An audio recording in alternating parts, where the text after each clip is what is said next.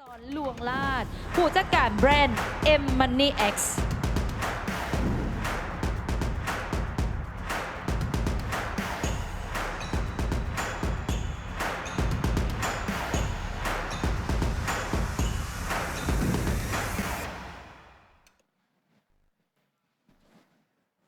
สบายดีตอนเช้าทุกท่านเนาะข้าพเจ้ามีชื่อว่าทิพย์เกษรหลวงลาดหรือว่าทิพย์เนาะปัจจุบันนี้เบิ่งแบรนด์ให้กับ M Money X ซึ่งจะขอเล่าเกี่ยวกับแบ็คกราวด์พื้นฐานของตัวเองเนาะก่อนอื่นข้าพเจ้าเริ่มต้นที่จะมาเป็นนักการตลาดอยู่ที่บริษัทบิลไลหรือว่าบีปคอมคอมพานีแต่ก่อนที่เป็นของหลักเจ็ดหลังจากที่ transfer มาเป็นบริษัททีพลัสที่อยู่ในอันเดอร์ของเครือบริษัทเมก็คือบริษัทลาวจรคม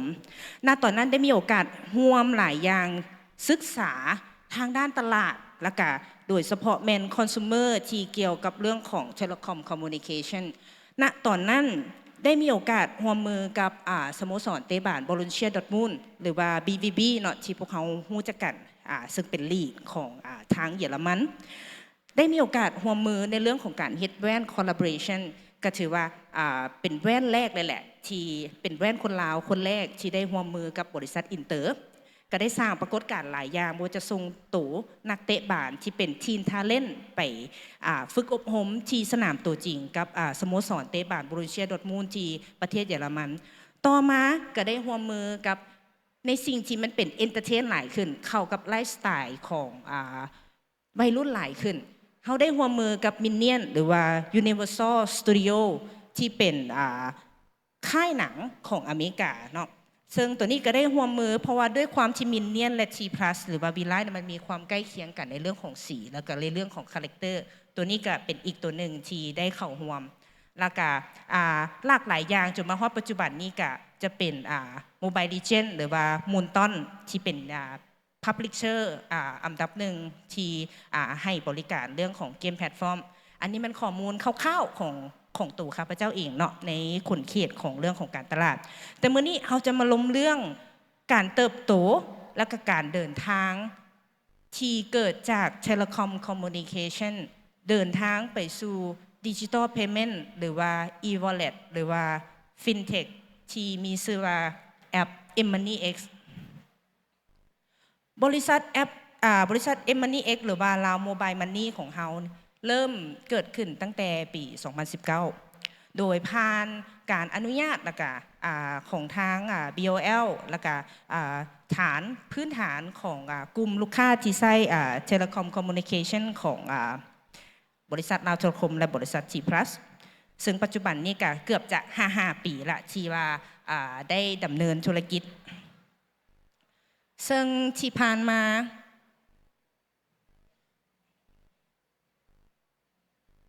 ขอโทษสไลด์บ่ขึ้น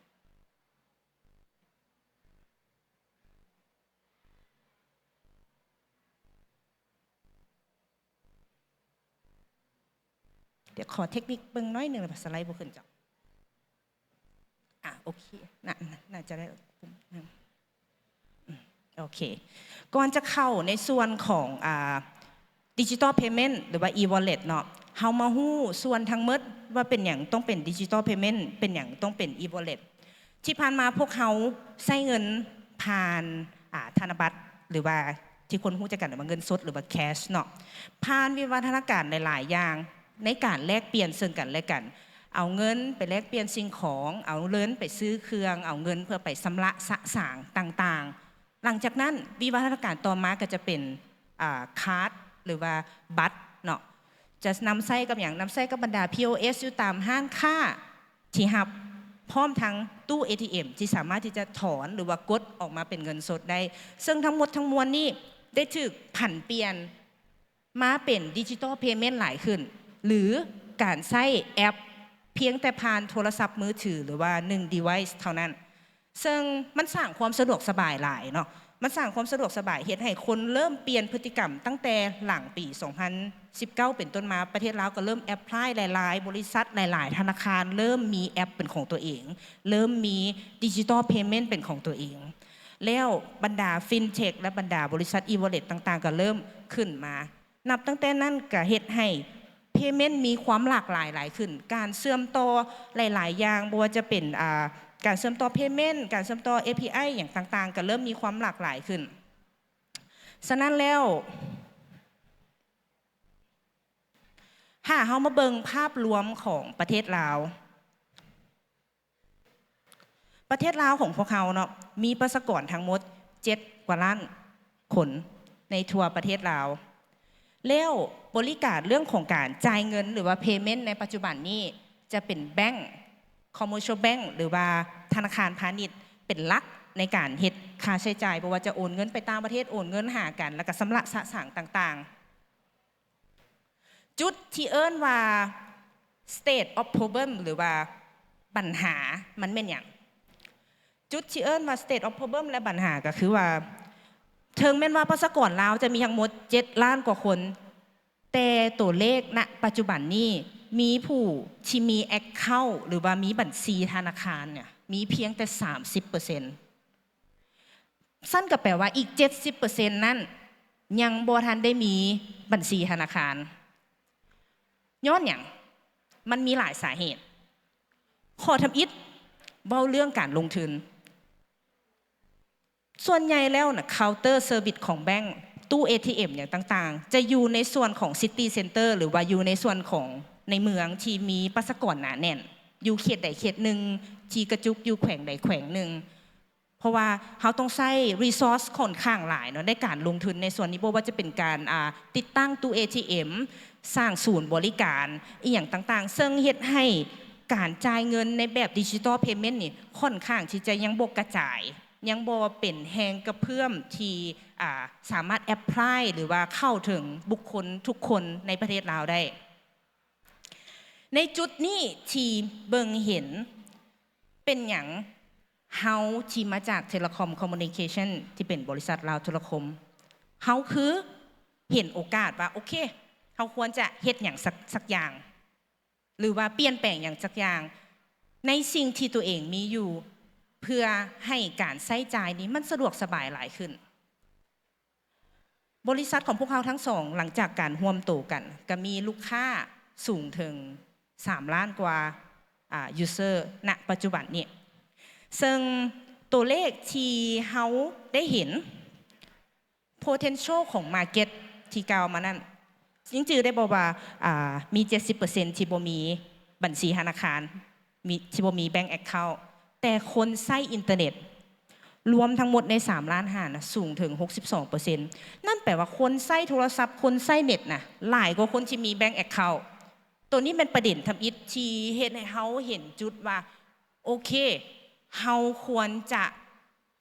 เพิ่ม facility แบบใดให้คนที่มีอินเทอร์เน็ตเนี่ยใช้อินเทอร์เน็ตใช้โทรศัพท์นี่สามารถเข้าถึงแหล่งเงินสามารถใช้จ่ายสามารถที่จะโอนเงินไปใส่ก็ได้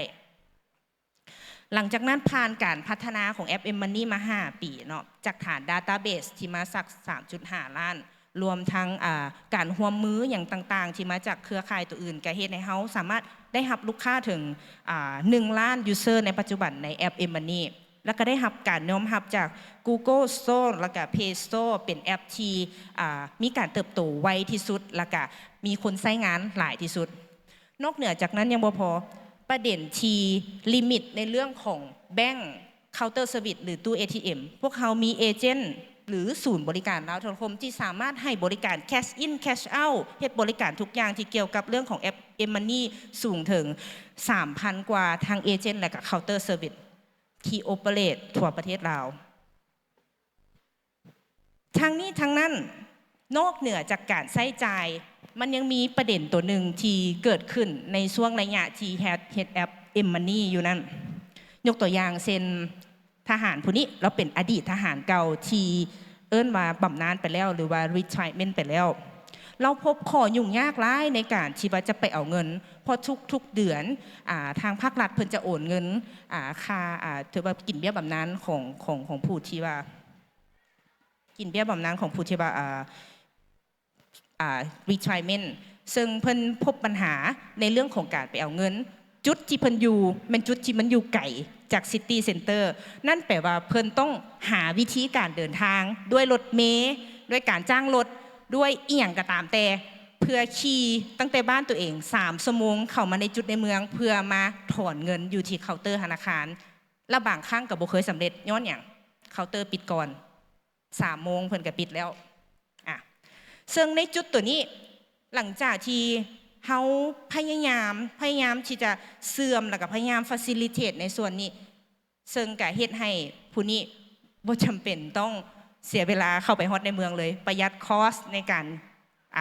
เดินทางประหยัดคอสในส่วนต่างๆที่จะเกิดขึ้นในช่วงที่ไปเอาเงินซึ่งตัวเป็นโปรเจกต์ที่พวกเขาภาคภูมิใจที่จะนำเสนอในส่วนของตัวที่จะซอยให้retirement ของทุกคนนั้นได้รับเต็มสัดส่วนแล้วก็ได้รับ real time แล้วก็ว่าเรื่องของการเชื่อมต่อในการเก็บกำในเรื่องของพวกe-tax แล้วก็การเก็บtariff เนาะตัวนี้ก็อยู่ในส่วนของบริการพวกเขาและก็ในส่วนพ้นเด่นอีกตัวหนึ่งก็เนื่องจากว่าเขาเป็น e-wallet เฮาไว้เพราะว่าเฮามีเพียงเบอร์โทรศัพท์เฮาก็สามารถเปิด account เป็นของตัวเองได้บ่จำเป็นต้องเข้าไปเพื่อไป verify อย่างไรเนาะทุกอย่างสามารถจบที่ตัวของแอปพลิเคชันได้เพียงแค่เปิดโทรศัพท์ซึ่งตัวนี้ก็เฮ็ดให้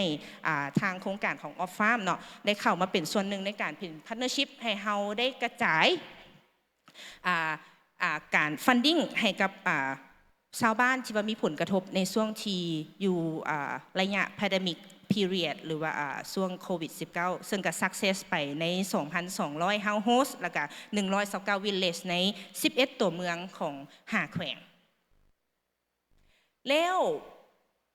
ที่เราผ่านมานั่นก็อาจจะฟังเบิ่งคือว่าเฮาเป็นแค่ payment platform ที่ facility ให้กับคนที่มีปัญหาเรื่องของการรับเงินแต่ว่าปีนี้เฮาได้ชิปตัวเองไปให้เข้าเป้าแล้วก็เข้าในส่วนที่เป็นของนโยบายเศรษฐกิจดิจิทัลตามนโยบายของทางภาครัฐได้หลายขึ้นเฮาได้ปรับตัวเองเป็น M-Money Next ที่จะ Next ตัวเองไปเป็นซุปเปอร์แอปซึ่งซุปเปอร์แอปนี่ได้ให้อย่างเฮาแน่ให้โอกาสให้เฮาได้เข้าเป็นส่วนหนึ่งของ LabNet QR Code จะบ่มีกำแพงกั้นระหว่างการโอนข้ามธนาคารอีกต่อไปบ่มีกำแพงกั้นว่าโอเคต้องใช้ในแพลตฟอร์มเดียวเท่านั้นการทะลุทุกอย่างการLabNetในครั้งนี้เป็นตัวตอบโจทย์ทุกอย่างเฮ็ดให้เฮาเปลี่ยนโฉมลับภาพลับในอีกแบบหนึ่งเป็น e-wallet เป็นคนตัวน้อยๆที่เข้าไปใกล้เคียงกับcommercial bank หรือว่าแบงก์ใหญ่ๆต่างๆได้เป็นสมาชิกในเน็ตเวิร์กของ Visa Mastercard เพื่อให้ Tourist Wallet ได้ access ง่ายขึ้น Tourist Wallet ก็แค่ชาวต่างชาติเข้ามาเล่นแล้วเอาบัตร Top Up เข้า Register เปิด Account อยู่แอปผ่านแต่ Number หรือ Passport หรือ Gmail ตัวนี้ก็จะสร้าง facilitate ให้กับ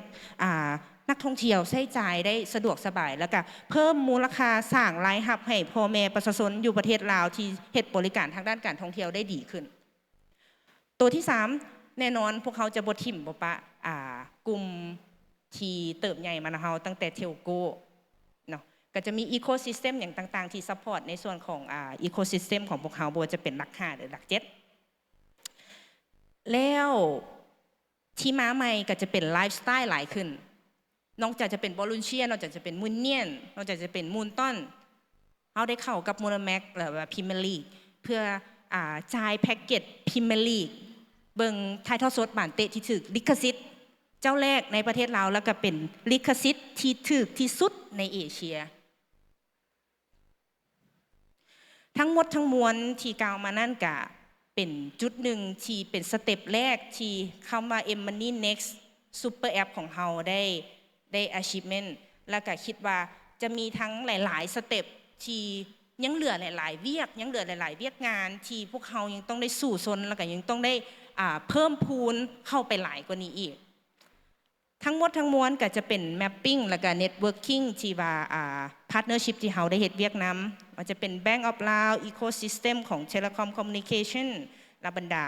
international payment platform รวมทั้ง Village Bank core banking ต่างๆ แล้วก็พวก entertainment e-ticket e-concert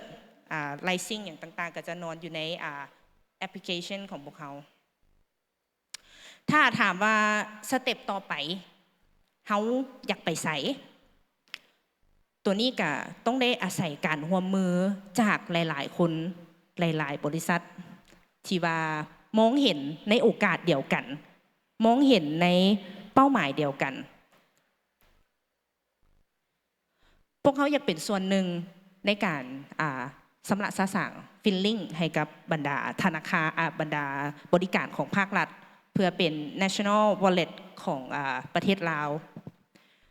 พวกเขากำลังดำเนินในเรื่องของการทดลองการใช้จ่ายAsian wallet platform เพื่อใช้จ่ายสำหรับสร้างในบรรดา10ประเทศอาเซียนนำกันเชิงตัวนี้ก็ยังอยู่ในรถแมพและในการ implement ในการทดลองตอนแรกตอนนี้กำลังทดลองใช้จ่ายกับประเทศเพื่อนบ้านก็คือประเทศไทยแล้วพวกเขาก็ยังมีอีกฟังก์ชันหนึ่งที่บ่ตกรถแน่นอนก็คือ stable coin หรือว่าการสำระสางซื้อโทเค็นหรือ convert automatic ระหว่างโทเค็นมาเป็น cash หรือมาเป็น fiat หรือว่าการ DCA อย่างต่างๆตัวนี้ก็จะเป็นหนึ่งในโปรเจกต์ไลน์อัพที่จะพยายามสำเร็จให้มันได้ภายในควอเตอร์หนึ่งของปีหน้าและก็ตัวสุดท้ายมินิแอปพวกเขาปรับตัวเองให้พยายามเบาที่สุดแลนไวที่สุดแล้วก็flexible ที่สุดให้กับบรรดาแพลตฟอร์มอื่นๆว่าจะเป็นในเรื่องของการอินเทเกรตมินิแอปเข้ากับ e-get เพื่อการสั่งอาหารอินเทเกรตมินิแอปเข้ากับโลกาเพื่อการขนส่งและก็การ transportation ซึ่งตัวนี้ก็จะเป็นหนึ่งในอีกมุดหมายใหม่ที่ทั้งหลายๆบริษัทได้ร่วมมือกันเฮ็ดนำเฮาเพื่อสร้างมินิแอปตัวนี้ขึ้นมาเพื่อ facilitate การบริการและก็ service ให้กับบรรดาคนที่ใช้ e-wallet ของเฮาและก็เป็นการการันตีหลายๆเรื่องที่เกิดขึ้นในระยะทาง5ปีของแอป M-Money ซึ่งก็ได้รางวัล Wish ที่เป็นรางวัลสร้างความภาคภูมิใจให้แก่ทางภาครัฐประเทศชาติและก็รวมทั้งตัวของพวกเขาเองเนาะในประเทศนิวซีแลนด์ที่ผ่านมา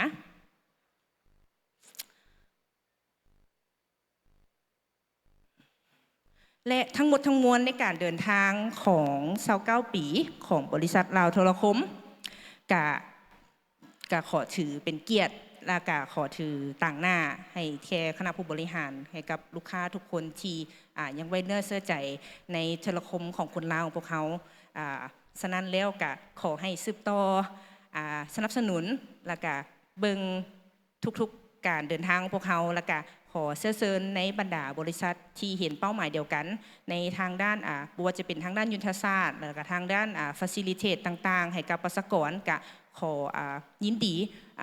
เปิดรับในเรื่องของการเงินร่วมมือแล้วก็หลายๆอย่างที่จะตามมาในอนาคตเจ้าขอขอบใจว้าวขอขอบใจหลายๆเนาะแต่ว่าก่อนที่จะลงเวทีเดี๋ยวเขาจะขออนุญาตถ่ายรูปร่วมกับทานผู้ฟังกันแดจากเล็กน้อยเนาะเป็นความผู้ใหม่กันเลยเกี่ยวกับแอป M-Money เนาะสำหรับข้าพเจ้ารู้สึกว่าหลายก็ที่เป็นความผู้ใหม่สำหรับหลายคนอีกเช่นเดียวกันเพราะว่าเขาอาจจะรู้ว่า M-Money นี่ตอนนี้